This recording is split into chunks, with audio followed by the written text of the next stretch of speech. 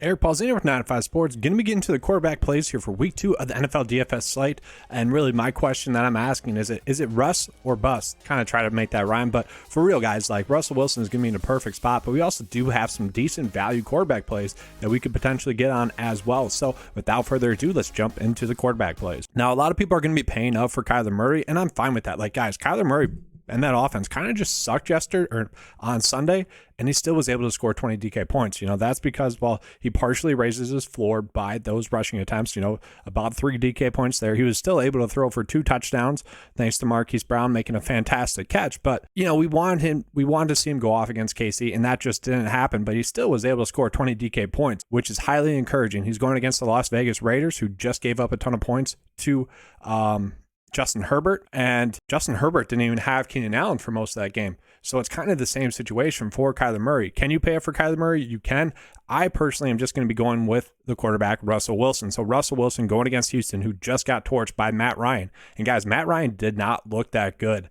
Okay, obviously the defense was respecting Jonathan Taylor a lot, and Michael Pittman was able to feast as well. So Russell Wilson, I would say we had mixed results from his performance. A lot of what he did last week was just checking it down, and he was still able to throw for 340 passing yards. Okay, like I do see like him being able to pass a ton. Like he should be able to get that 300 passing yards bonus, and I do think he's going to be able to score a touchdown once again. He was able to score 20 DK points with a decent game, but I kind of expect him to have a much better game in this one. He'd be the one player, just given the matchup, given the price point, kind of given last week too. Like I think he's going to be fired up and ready to go. So is that whole offense. And so Russell Wilson is going to be the one quarterback play that I'm just going on my way to play this week. From there, I'm going to go with Matthew Stafford going against the Atlanta Falcons, who just got torched by Jameis Winston and the Saints. Now, I want to say they got torched, but for 3/4 of the game, they did not. 3/4 of the game, the Atlanta Falcons really dominated that game, and then something just clicked for the Saints, or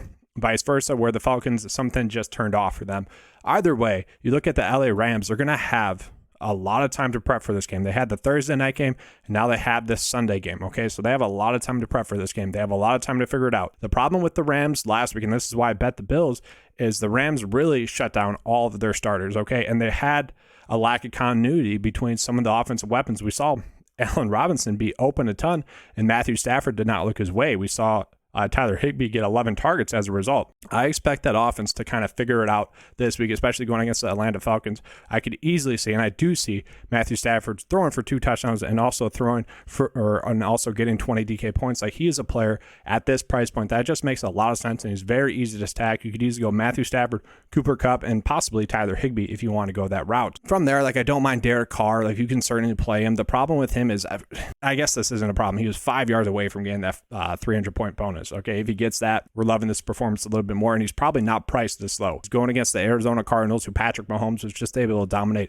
I love the idea of stacking Derek Carr and Devontae Adams together, and like heck, so let's just put that out there. So Derek Carr, Devontae Adams, and yes, we're paying up a little bit here, but that's kind of what it is. And you could even go Darren Waller, because obviously Travis Kelce just dominated them, so there's a possibility that someone like Darren Waller could easily go off. Now, this is a high price stack, but it's a stack that could easily go off for, let's just say 20 from Derek Carr, 20 from Devontae Adams, and maybe 15 from Darren Waller. Just has like floors. You're setting yourself up pretty good there at the start. After that, I don't mind Carson Wentz going against the Detroit Lions. I do think that game is going to be a little bit of a shootout. If you guys want to go with that, you can. Personally, I really like Trey Lance at 5.7. Okay, a lot of people are giving Trey Lance shit for playing in a shitty weather game. Like, of course your passes aren't going to be perfect, okay? Like, of course your footing is not going to be good. He's a running quarterback, okay, guys? And he was still able to rush the ball 13 times for 54 yards in shitty conditions, okay? Like, he should be able to not dominate, but he should have a much better performance than what he had last week.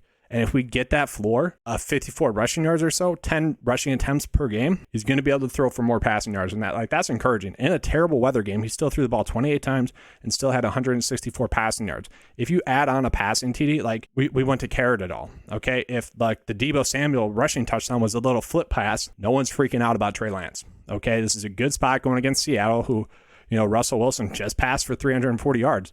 And you talk about like a momentum game. Seattle, like that was, I don't want to say that was their Super Bowl, but that was a big high. That was a mental high that game. They were all fired up for. I kind of expect their tone to be slightly down a little bit. This is going to be a game in which I don't want to say they're going to give it away, but like, I don't think they're going to be as mentally geared up to play.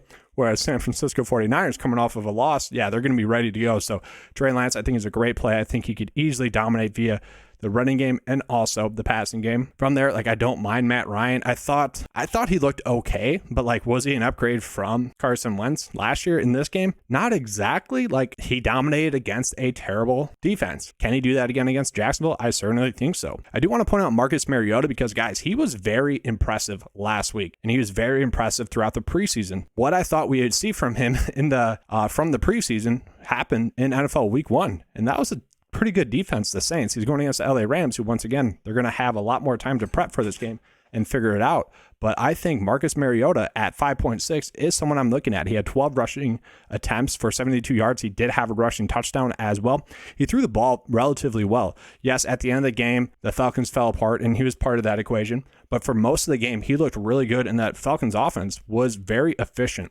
Okay, Marcus Mariota made the correct plays for most of that game. You look at the LA Rams, who also just gave up a bunch of rushing yards to Josh Allen. Marcus Mariota makes a lot of sense, especially maybe if you're trying to game stack this game. If you think it's going to be a little bit of a shootout, then Marcus Mariota makes a lot of sense. You could easily stack him with Kyle Pitts and Drake London as well.